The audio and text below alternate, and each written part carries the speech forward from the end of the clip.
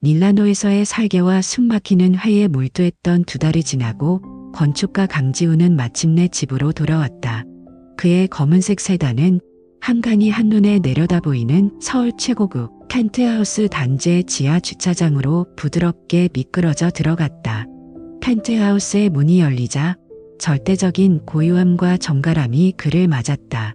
이탈리아제 가죽 소파부터 벽에 걸린 추상화에 이르기까지 모든 것이 그의 손을 거쳐 선택되고 배치된 것들이었다. 모든 것은 제자리에 있었다. 완벽했다. 그의 인생처럼. 다녀오셨어요. 아내 윤서연이 침실에서 환한 미소와 함께 걸어 나왔다. 그녀는 그의 품에 뛰어들었다. 거의 필사적이라고 느껴질 만큼 세게 껴안았다. 지우는 아내의 머리카락에서 풍기는 익숙한 향기를 들이마시며 긴 비행의 피로가 녹아내리는 것을 느꼈다. 집에서 괜찮았어? 그가 아내의 머리를 부드럽게 쓰다듬으며 물었다. 괜찮았어요. 그냥 당신이 너무 보고 싶었어요. 서연이 남편의 가슴에 얼굴을 묻으며 속삭였다. 지우는 미소 지었다. 그는 그녀를 믿었다. 믿지 않을 이유가 없었다. 그들은 완벽한 한 쌍, 재능 있는 건축가와 아름다운 미술 큐레이터였다. 그들의 결혼은 이 펜트하우스처럼 그가 가장 자랑스러워하는 건축물이었다. 그날 저녁 침실에서 짐을 풀던 중 지우는 커프스 버튼 하나를 떨어뜨렸다. 그것은 한 바퀴 굴러 킹사이즈 침대 밑으로 사라졌다. 그는 한숨을 쉬며 무릎을 꿇고 어두운 공간으로 손을 뻗었다. 그의 손이 차가운 원목 바닥을 훑었고 이내 작고 단단하며 값진 무언가가 손끝에 닿았다. 커프스 버튼이 아니었다. 그는 호기심에 그것을 꺼내 들었다. 침실의 따뜻한 노란 조명 아래 낯선 물체가 그의 손바닥 안에서 반짝였다. 그것은 정교하게 커팅된 작은 다이아몬드 귀걸이 한 짝이었다. 순간 차가운 기운이 지훈의 등줄기를 타고 흘렀다.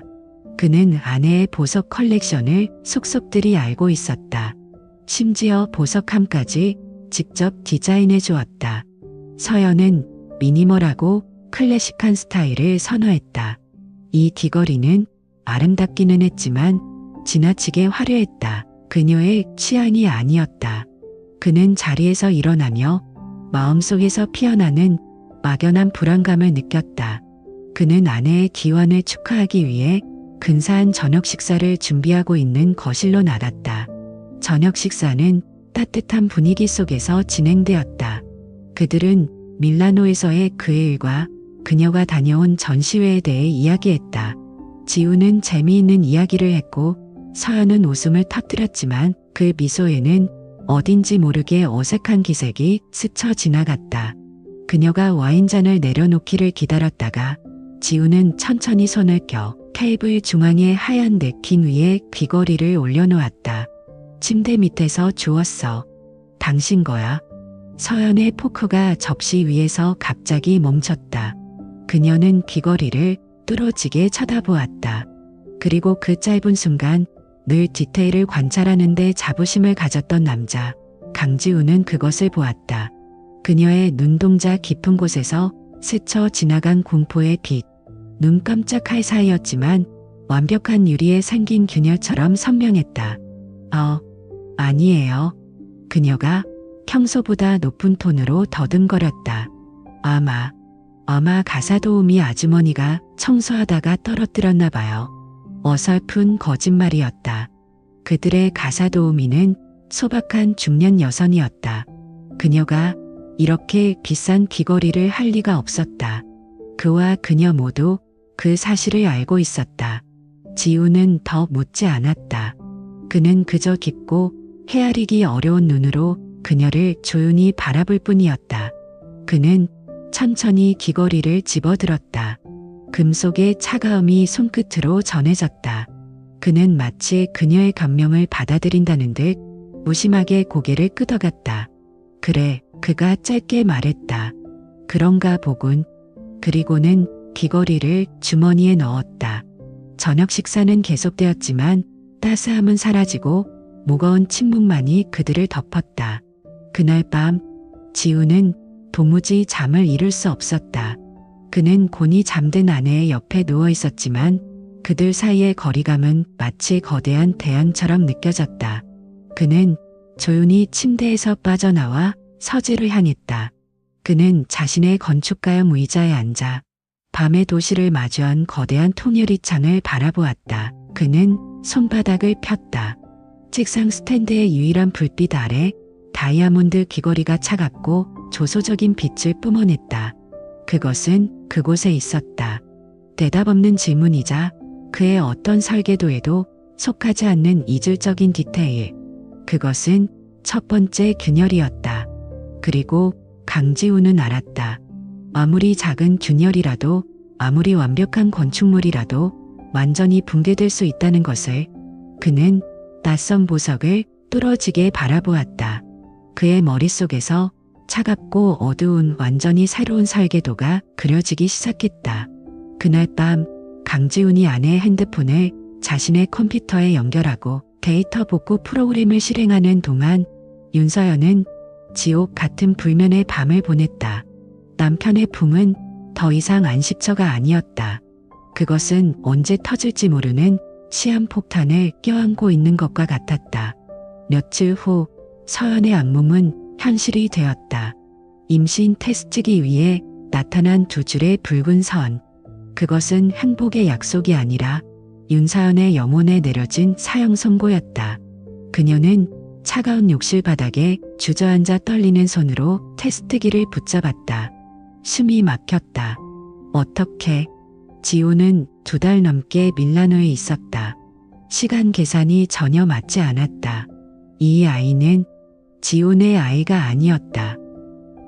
머릿속이 하얘지며 귀에 젖은 그날 밤의 기억이 성건처럼 스쳐 지나갔다. 죄책감이라는 이름에 독버섯처럼 피어오르는 기억. 제주도에서 열렸던 사진 워크숍. 일상에 지쳐있던 그녀에게 예술가들의 자유로운 영혼은 달콤한 유혹이었다. 특히 사진작가 이민혁. 그의 카리스마와 그녀의 사진을 향한 깊이 있는 칭찬은 메말랐던 그녀의 마음에 단비처럼 스며들었다. 서연 씨의 사진에는 외로움이 담겨 있네요. 아주 깊고 아름다운 외로움이. 그날 밤 워크숍 집부리가 끝나고 비가 억수같이 쏟아졌다. 민혁은 그녀에게 우산을 씌워주며 나지막이 속삭였다. 그의 눈빛은 위험하고도 매혹적이었다. 그리고 그녀는 단 한 번, 아주 잠시 동안 길을 잃었다. 외로움이라는 감정에 잡아먹혀 돌이킬 수 없는 강을 건넜다. 현실로 돌아온 서연은 미친 듯이 핸드폰을 집어들었다. 심장이 갈비뼈를 부술듯이 뛰었다. 그녀는 이민혁에게 다급하게 메시지를 보냈다. 저 서연이에요. 중요한 할 얘기가 있어요. 꼭 연락 줘요. 제발, 제발. 그녀는 초조하게 핸드폰 화면을 바라보며 기도했다. 몇 분이 영혼처럼 흘렀다. 드디어 화면에 불이 들어왔다. 하지만 그가 보낸 답장은 그녀의 마지막 희망마저 산산조각냈다. 그런 일 없었습니다. 제 아내가 누군지 아시죠? 더는 귀찮게 하지 마시죠. 싸늘했다. 칼날처럼 날카롭고 무자비한 문장이었다. 그의 아내, 국내 최대 아트펀드를 운영하는 오너의 딸, 오채원. 그 이름을 떠올리는 순간 서연은 온몸의 피가 차갑게 식는 것을 느꼈다. 그는 처음부터 계산적이었던 것이다. 그녀의 외로움을 파고든 것은 단순한 하룻밤의 유희였을 뿐. 버려졌다. 완벽하게. 서연이 욕실이라는 작은 지옥에 갇혀 절망하는 동안 그녀의 남편 강지우는 자신의 서재라는 또 다른 지옥을 만들고 있었다. 그의 서재는 펜트하우스의 다른 공간과 달리 빛이 거의 들지 않았다.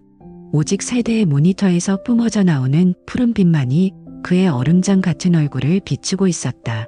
그는 아내의 핸드폰에서 복구된 데이터 더미를 지지고 있었다. 건축가가 설계도를 검토하듯 그는 냉정하고 체계적으로 정보를 분류했다. 수많은 사진, 의미 없는 대화들. 그리고 마침내 그가 찾던 조각이 나타났다. L이라는 이니셜로 저장된 번호와의 대화. 대부분 삭제되었지만 데이터 복구 프로그램은 그 파편들을 끈질기게 되살려냈다. 제주도 사진 워크숍 정말 좋았어요. 당신 덕분이죠. 예. 제주도. 지훈의 눈이 번뜩였다. 그는 즉시 자신의 컴퓨터에서 서연의 개인 일정을 열었다. 2달 전 그녀가 친구들과의 힐링 여행이라고 말했던 날짜와 워크숍 기간이 정확히 일치했다. 심장이 차갑게 내려앉았지만 그는 멈추지 않았다. 마지막 확인이 필요했다. 그는 공동명의의 신용카드 명세서를 해킹에 가까운 실력으로 조회했다. 그리고 거기 있었다. 그녀가 친구들과 묵었다던 소박한 게스트하우스가 아닌 제주도에서 가장 비싼 호텔 스위트룸의 결제 내역이, 그녀가 한 번도 자신에게 말한 적 없는 그곳의 이름이. 지호는 마우스를 내려놓고 의자에 깊숙이 몸을 기댔다. 모든 조각이 맞춰졌다. 침대 밑에서 발견한 다이아몬드 귀걸이, 어색했던 아내의 미소, 그리고 이제는 삭제된 메시지와 거짓말의 증거까지. 완벽한 설계도였다. 배신이라는 이름이. 그는 어두운 모니터 화면에 비친 자신의 무표정한 얼굴을 바라보았다. 건축가인 그는 언제나 무에서 유를 창조해왔다. 하지만 이제 그는 유를 무로 돌려놓을 계획을 세워야 했다. 모든 것을 부수고 파괴하고 재조차 남기지 않을 완벽한 복수의 설계도를. 지우는 컴퓨터를 닫았다. 그가 필요한 정보는 충분했다. 이제 연극의 막을 올릴 시간이었다. 그러나 그는 알지 못했다. 운명이 그가 설계한 것보다 훨씬 더 잔인하고 피비린내 나는 방식으로 이 비극의 클라이맥스를 준비하고 있다는 것을. 고요함. 강지훈의 서재를 채운 것은 오직 종이 위를 스치는 연필 소리뿐이었다. 그는 새로운 건축물의 청사진을 그리고 있었지만 머릿속은 온통 아내의 신용카드 명세서와 삭제된 메시지 파편들로 가득했다. 모든 증거는 하나의 결론을 향해 소리치고 있었다. 그는 이제 확신을 원했다. 부인할 수 없는 명백한 증거를. 그는 몰랐다. 운명이 그가 설계한 것보다 훨씬 더 잔인하고 피비린내 나는 방식으로 그 증거를 그의 눈앞에 던져주리라는 것을. 그때였다. 욕실에서 날카로운 비명과 함께 무언가 무겁게 넘어지는 소리가 들렸다. 쿵. 심장이 멎는 듯했다. 지호는 의자를 박차고 뛰쳐나갔다. 서연아. 윤서연. 욕실 문은 잠겨 있었다. 그는 문을 세차게 두드렸다. 안에서는 끙끙 앓는 신음소리만 간신히 새어나왔다. 불안감이 온몸을 덮쳤다. 그는 더 이상 기다릴 수 없었다. 어깨로 문을 거세게 들이받았다. 1번, 2번. 마침내 잠금장치가 부서지는 소리와 함께 문이 열렸다. 그리고 그는 얼어붙었다. 차가운 욕실 바닥에 선홍색 피가 흥건했다. 윤서연의 비밀은 더 이상 그녀의 몸 안에 머물지 않았다. 그것은 남편의 발밑에서 소리 없는 비념을 지르고 있었다.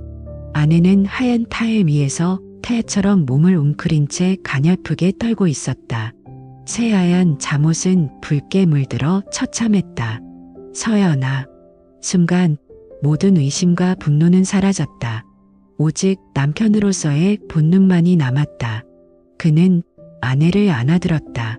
축축하고 따뜻한 피가 그의 팔과 셔츠를 적셨지만 그는 아랑곳하지 않았다. 그는 아내를 품에 안고 미친 듯이 병원 응급실로 향했다.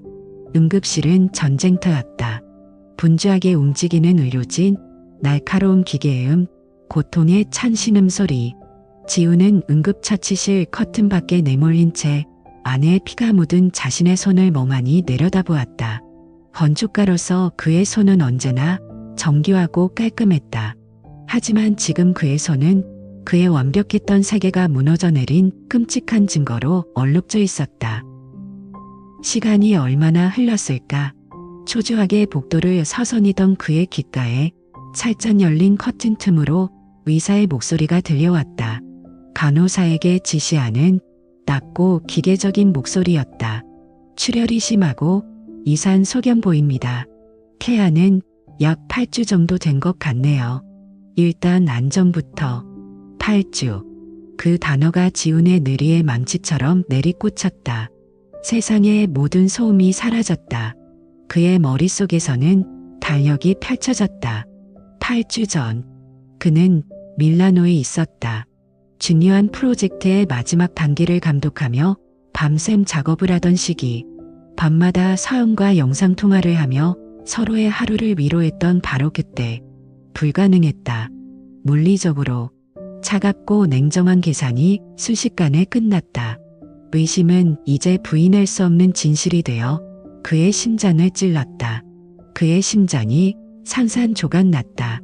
아니, 이미 깨져있던 심장이 먼지처럼 다 쓰러졌다.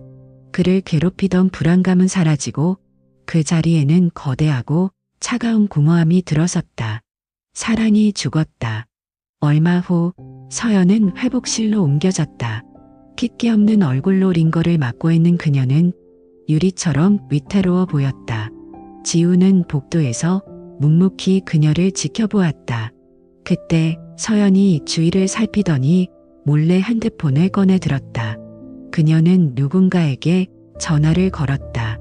지우는 그림자처럼 문가로 다가섰다. 그는 들었다.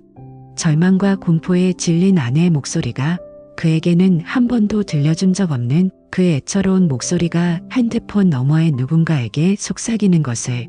다 끝났어. 민혁 씨. 아이가. 나 이제 어떡해. 이민혁. 마침내 이름이 나왔다. 그가 그토록 찾아 헤맸던 퍼즐의 마지막 조각.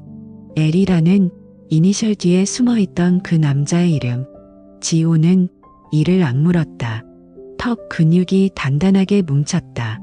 분노, 슬픔, 그런 감정은 이미 사치였다. 남은 것은 오직 얼음 같은 결심뿐이었다. 그는 완벽하게 표정을 지웠다.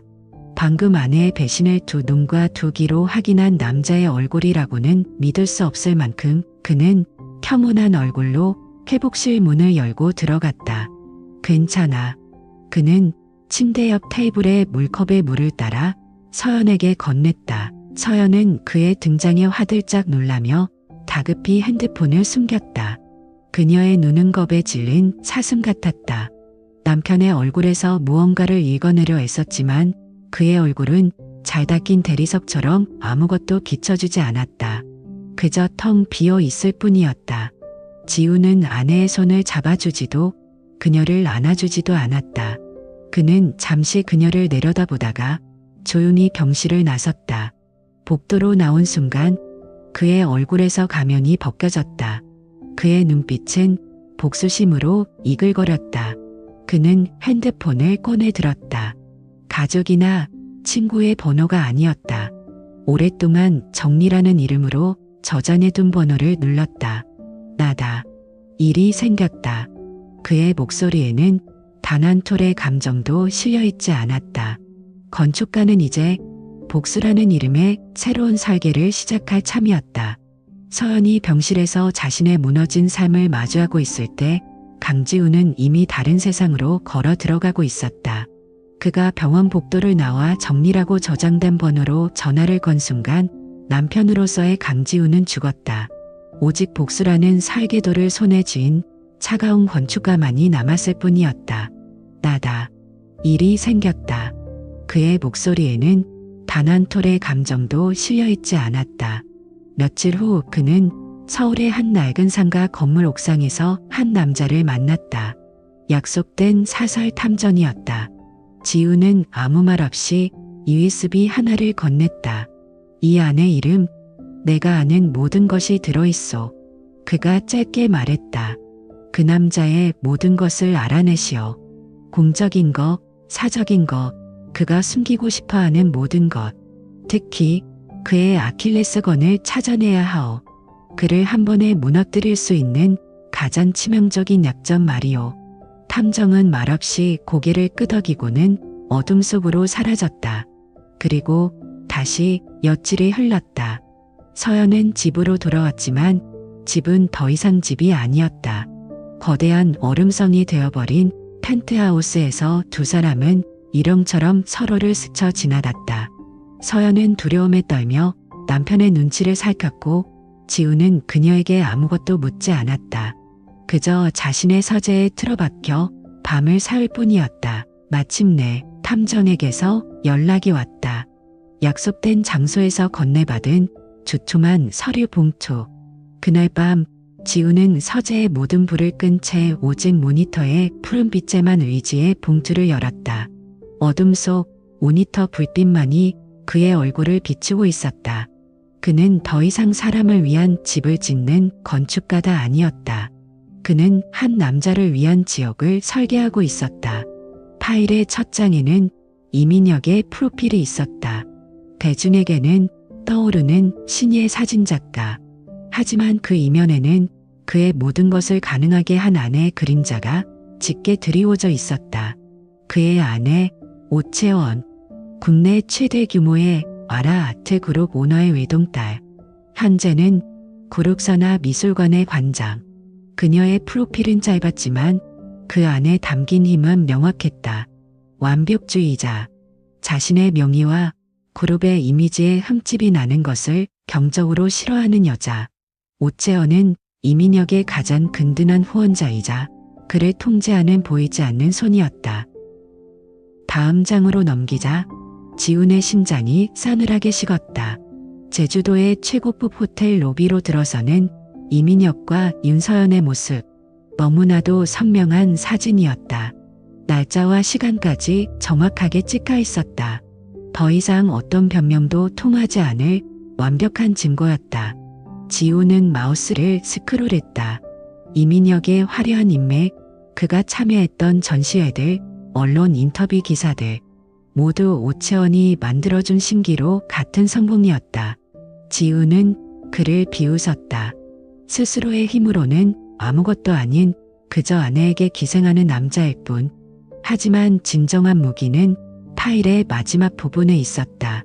탐정은 이민혁의 비밀스러운 금융거래 내역까지 파헤쳤다. 해외 불법 도박 사이트에 송금된 수억 원대의 돈. 오채원의 눈을 피해 몰래 끌어다 쓴 사채.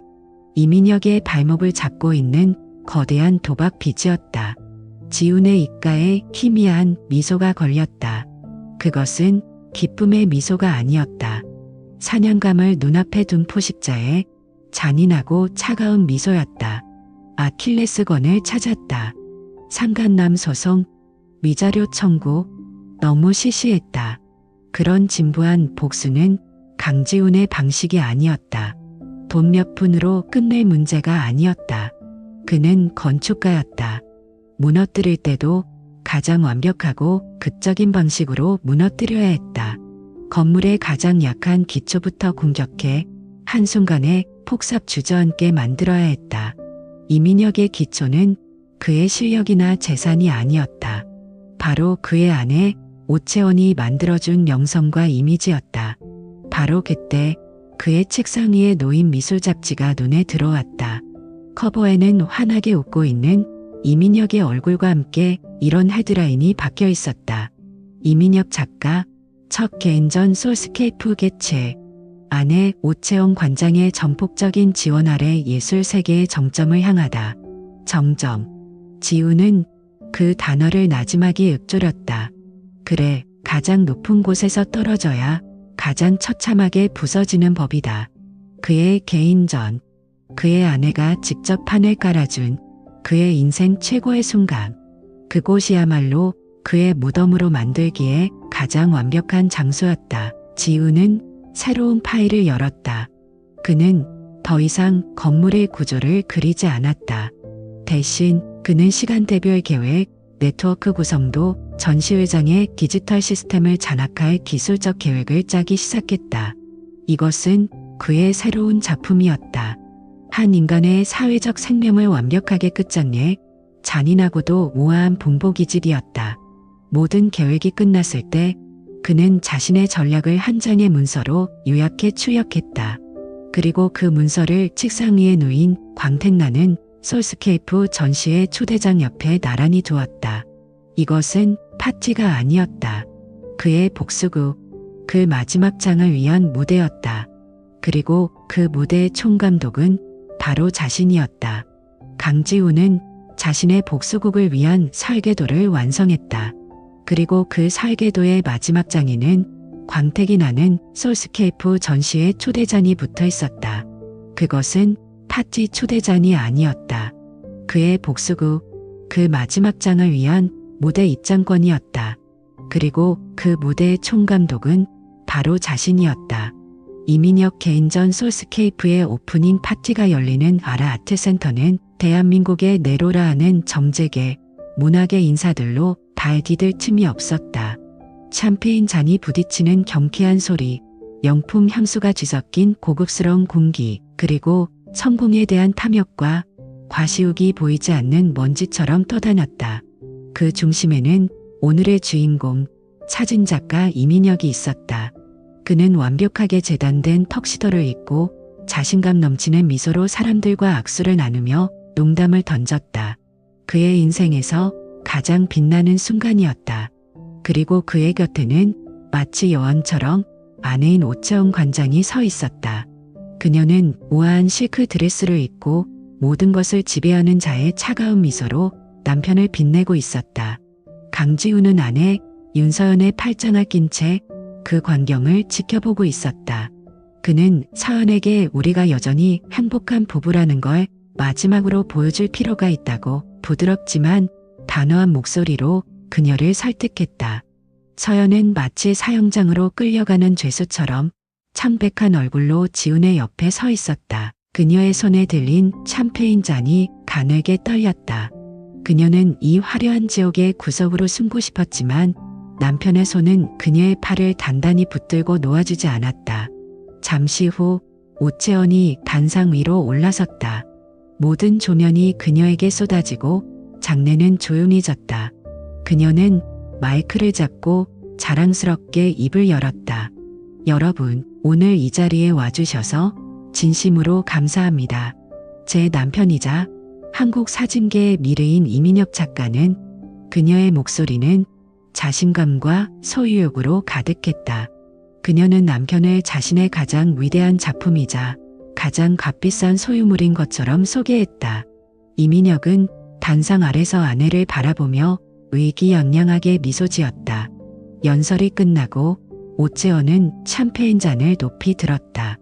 이민혁 작가의 눈부신 미래와 여기 계신 모든 분들을 위하여, 모두가 잔을 들고 위하여 을 외치는 그 순간, 바로 그 순간이었다. 갑자기 단상 뒤편에 거대한 메인 스크린이 깜빡였다. 이민혁의 대표작 고독의 심연이 떠있던 화면이 안전되었다. 사람들은 잠시 술렁였다. 기술적인 문제라고 생각했다. 하지만 장내의 우아한 클래식 음악은 끊기지 않고 계속 흘러나왔다. 그리고 화면이 다시 켜졌다. 박수갈채소, 스크린에 나타난 것은 예술 사진이 아니었다. 제주도의 한 고급 호텔 스위트룸.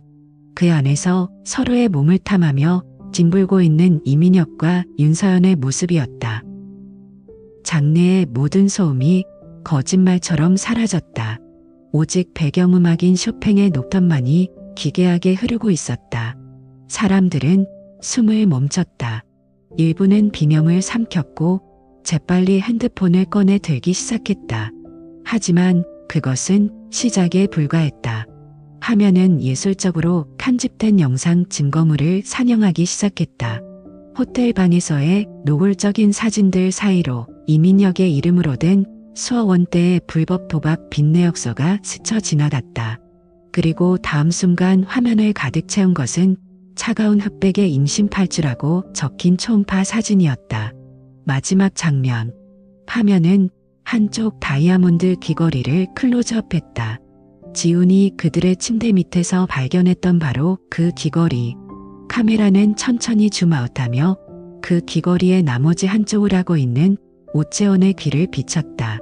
완벽한 폭로, 완벽한 죽음, 모든 시선이 세 사람에게로 향했다.